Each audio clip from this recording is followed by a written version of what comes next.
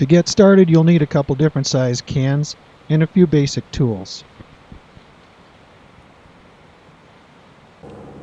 First, place the smaller can on top of the larger can and trace around the base of it with the Sharpie.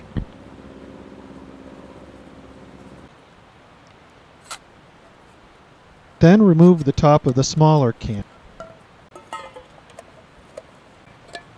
Turn the can over and remove the bottom as well. This is what it should look like so far.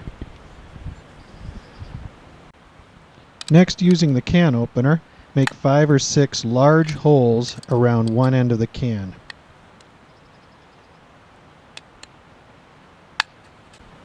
Once you've got the holes punched, the leftover tag ends will keep the fire grate suspended above the bottom of the stove. Next, turn the can over and make a number of smaller holes. These holes or vents will allow air to be injected directly into the top of the combustion chamber. Here's a tip.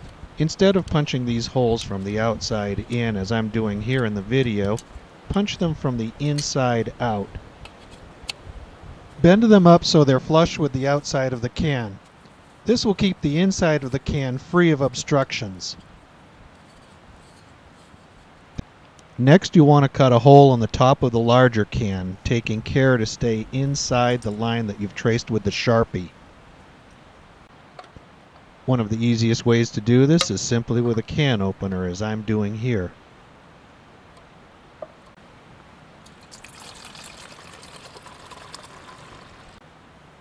Crimp the ragged edge in so it looks like this. Next, punch a number of holes around the bottom of the can. These vents will supply air to the combustion chamber, so make as many as you can. Pinching down the loose ends so that they're flush with the bottom of the can will allow for more ventilation and make ash removal easier. Here's what the larger can should look like when you're finished. Next, insert the combustion chamber.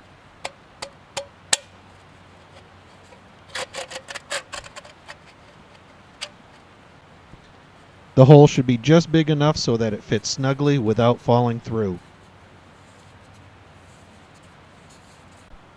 A grate made out of wire mesh will allow for plenty of air circulation and keep the combustion chamber from getting clogged up with coals and ash.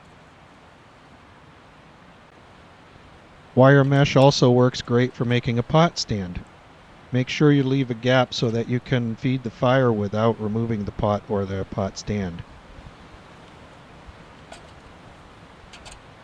Just fold the tag ends in. And there, it's done. Okay, let's see if this thing works. Simply toss in a few twigs, some pine needles, and light. This stove is very easy to light, and it may smoke a little at first, especially if the wood is wet, as it is on this day. But watch what happens here in a minute.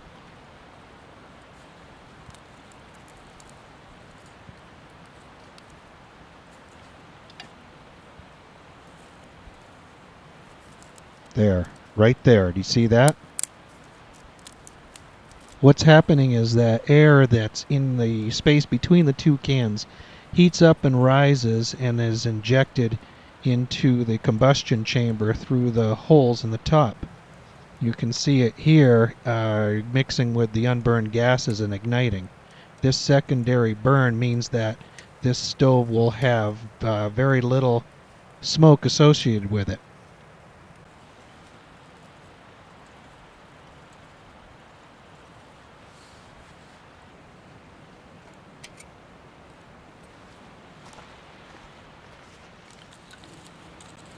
Cooking with wood saves weight because you don't have to haul fuel in with you.